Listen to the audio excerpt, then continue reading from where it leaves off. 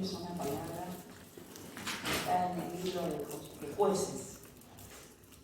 Y es Jueces capítulo 2. Desde el verso 1, vamos a leer, hasta el 4. Y dice así: el ángel del Señor subió de Gilgal a Boquim y dijo a los israelitas: yo los saqué de Egipto y los traje a esta tierra que juré dar a sus antepasados. Y dije que nunca rompería mi pacto con ustedes. Por su parte, ustedes no debían hacer ningún pacto con los habitantes de esta tierra, sino destruir sus altares, pero desobedecieron mi mandato. ¿Por qué lo hicieron? Ahora declaro, viven en la tierra de ustedes. Ahora declaro que ya no expulsaré a los pueblos que viven en la tierra de ustedes. Ellos les serán espinas clavadas en el costado, y sus dioses serán una tentación constante para ustedes. Cuando el ángel del Señor terminó de hablar a los israelitas, el pueblo lloró a gritos. Por eso llamaron al lugar Boquim, que significa llanto. Y allí le ofrecieron sacrificios al Señor. Y yo leía esta palabra porque me llamó la atención. Acá es cuando muere Josué, antes de la muerte de Josué. Pero Josué fue a la conquista, tomó Jericó, Dios estaba con ellos, pero me llama la atención, estuve leyendo todo el capítulo.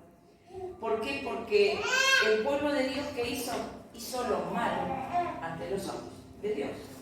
¿Y qué dice que estuvieron haciendo? Ellos tenían un pacto. Dios dijo que los había introducido a la tierra, como en el caso de Jericó, que era la tierra donde fluía leche y miel, donde eran bendecidos, donde eran prosperados. Los había sacado de la esclavitud, los había sacado de ahí. ¿Y qué pasó? Dice que no había destruido del todo a esos dioses, pero ellos ¿qué hicieron? Se contaminaron. Fueron en pos de esos dioses. Si seguimos leyendo el capítulo, dice: mi pueblo se prostituyó. O sea, ¿por qué? Porque tomaron la forma y los hábitos, la cultura de aquella tierra, de aquel territorio. Y yo pensaba, porque me puse a leer esto y fue justo en estos días donde miraba en Facebook, en Instagram, en los noticieros, y era algo popular del rincón. Había comparsas y todas las autoridades del gobierno estaban hasta danzando y se sacaban fotos. ¿Con quién? Con los dioses que operan en lo que es el carnaval. Y entonces decía, ¿por qué muchas veces nos quejamos y decimos, uy, ¿cómo estamos? ¿Por qué? Porque fuimos tras esos dioses. Y el pueblo dice, se contaminó. Pero en esta parte de la palabra, ¿qué fue lo que pasó? El ángel vino y habló al pueblo. Y por eso llamó a aquel lugar llanto. Porque entonces tuvieron que reconocerse. Entonces yo decía, ayer, y más si nosotros hacíamos memoria, para ir al carnaval, para ir a ver el carnaval, se paga entrada, no es gratis. Y había mucha gente, y estaba todo rincón. Cuando nosotros hacemos un evento o aún en la misma reunión, no se cobra entrada. Sin embargo, la gente se contaminó. Quieren la bendición de Dios, pero se prostituyeron. Lo que decía la palabra. Y esto fue escrito hace más de 2000 años. ¿Y cómo es Dios? Que nos habla permanentemente. Y yo decía, estamos haciendo una vigilia, un altar, un tiempo de adoración. Y mayormente, salvo Leisa y Rosa, que vive con su hijo, somos la familia, nosotros. Entonces, ¿qué pasa? La gente del lugar se ha contaminado con esos dioses. Entonces, dice que el ángel habló. ¿Y qué hicieron? Llamaron llanto, se reconocieron, pidieron perdón, hicieron un altar, como el que estamos haciendo ahora. ¿Y qué hicieron? Clamaron a Dios, pidieron perdón. También, cuando estábamos adorando, yo también sentía un ejército que se levantaba y se ponía de pie. Pero algo que es muy importante es que cuando el ejército va a la guerra, tiene que ir bien vestido. ¿Qué significa esto? No puede ir sin la armadura, no puede ir sin el casco, no puede ir en pata, porque tiene que ponerse los borseos, porque él no sabe con qué se va a encontrar. Entonces esta es una noche para ponernos en cuenta con el Señor, para que podamos, como hizo el pueblo, que hizo un altar y dice que llamó a aquel lugar llanto. ¿Por qué? Porque pidió perdón por esas cosas que estaba haciendo, por esos que se estaban alejando del Señor. Entonces, reconoció sus errores, reconoció sus faltas, porque de esa manera vamos a poder estar bien como ese ejército que se pone de pie y que va hacia la meta sin sufrir ninguna consecuencia. Porque si no tengo el casco, los dardos pueden venir a mi mente. Si no tengo un buen calzado, tal vez voy a lastimarme los pies. Si no tengo la espada incorporada en mi vida, no voy a poder atacar y dar en el blanco al enemigo. Entonces, que en esta noche sea una noche de reconocernos delante de Dios. Yo no sé cuál pueden ser, yo puedo apenas saber cómo estoy yo con el Señor. El Señor puede mostrarnos cosas a veces y otras no, porque Él es un Padre amoroso, Él nos ama. Dice que si nosotros hemos pecado, vayamos pues confiadamente al trono de gracia para hallar gracia y oportuno socorro.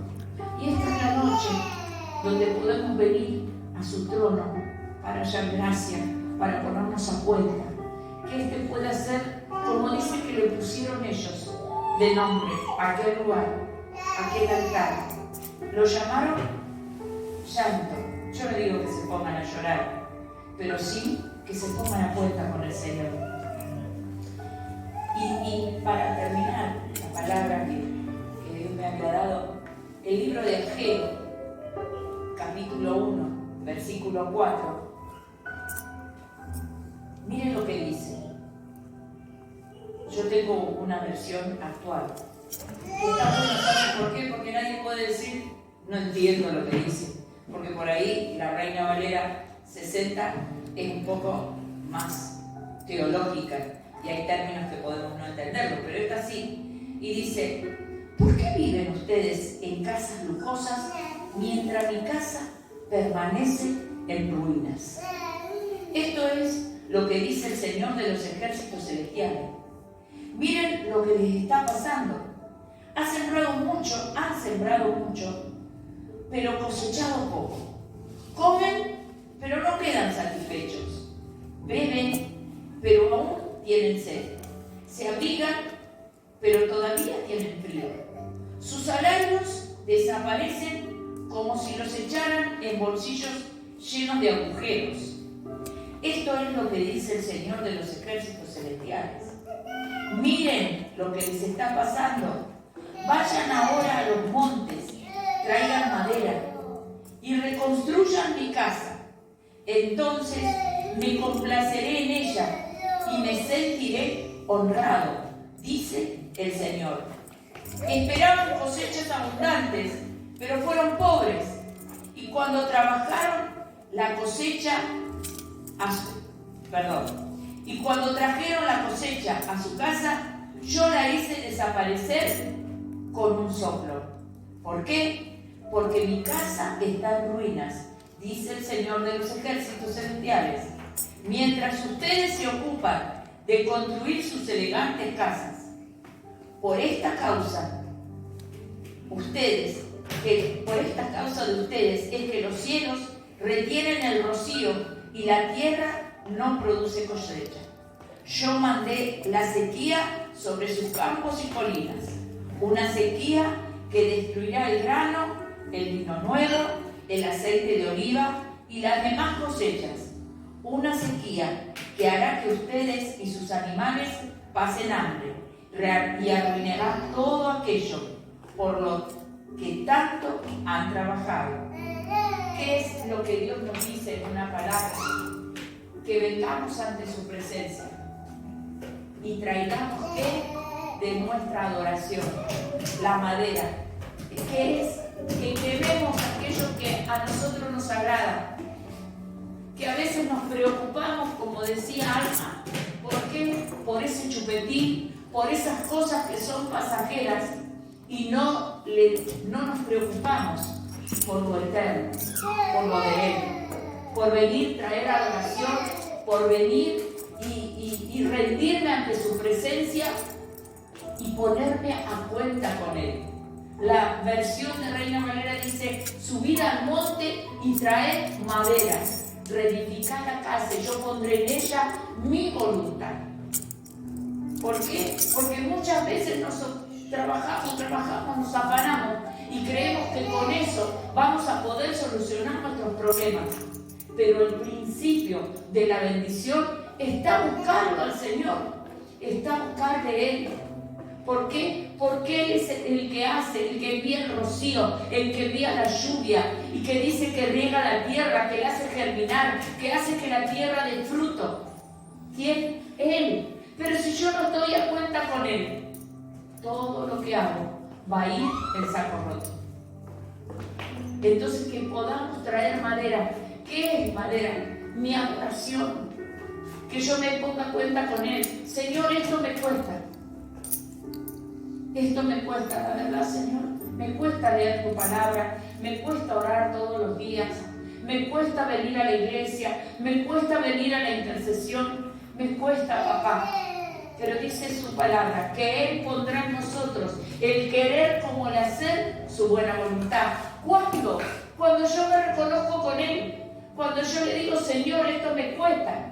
¿Y sabes por qué? Porque Él es un Señor. Y Él no va a poder hacer nada en mi vida si yo no le abro la puerta para que Él entre y me ayude con aquello que yo reconozco que no puedo, que tengo una debilidad. Porque su palabra también dice que Él se hará fuerte en mis debilidades. Entonces, si yo le digo: Señor, esto me cuesta, Él va a venir. Ahora, si yo digo: no, yo la verdad que estoy bien, yo la verdad que no tengo problemas, yo la verdad que lo tengo re claro, Él no va a poder hacer nada. Pero que esta sea una noche que podamos ponernos a cuenta con Él. ¿Por qué? Porque esos males que hay sobre nuestra vida, esas cosas que traemos por nuestra cultura, por nuestra familia, esas creencias, esas cosas, están. Y dice que Él no las iba a sacar. Y si seguimos leyendo la historia, Él no le permitió a Josué que derribe a todos los pueblos que eran los cananeos, los fereceos, los jebuseos, los beteos. Los dejó. Que esos eran pueblos que iban con otra cultura y contaminaban a los hebreos. Nosotros tenemos el jebuseo, el eteo. ¿Saben cuáles son? La mentira, la soberbia, el orgullo, lo que me cuesta. Y el Señor no lo sacó porque prueba nuestro corazón. ¿Por qué? Porque Él nos dio un libre albedrío en nuestra vida. Entonces, que en esta noche podamos reconocernos delante de Él y decirle: Señor, esto me cuesta. Que realmente pueda ser ese altar. Que tu vida pueda ser un altar de adoración. Que vos lo adores no solo con tu canto, sino también diciéndole: Señor, esto me cuesta, pero ayúdame, porque yo no quiero ya más estar poniendo mi jornal el saco roto. Yo ya no quiero ver que mis generaciones se contaminen.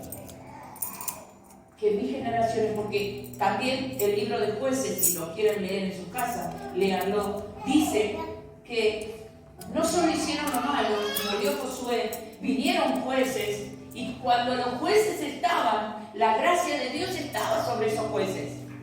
¿Y qué pasaba? El pueblo obedecía a los jueces, y cuando el juez ese moría, el pueblo se prostituía peor.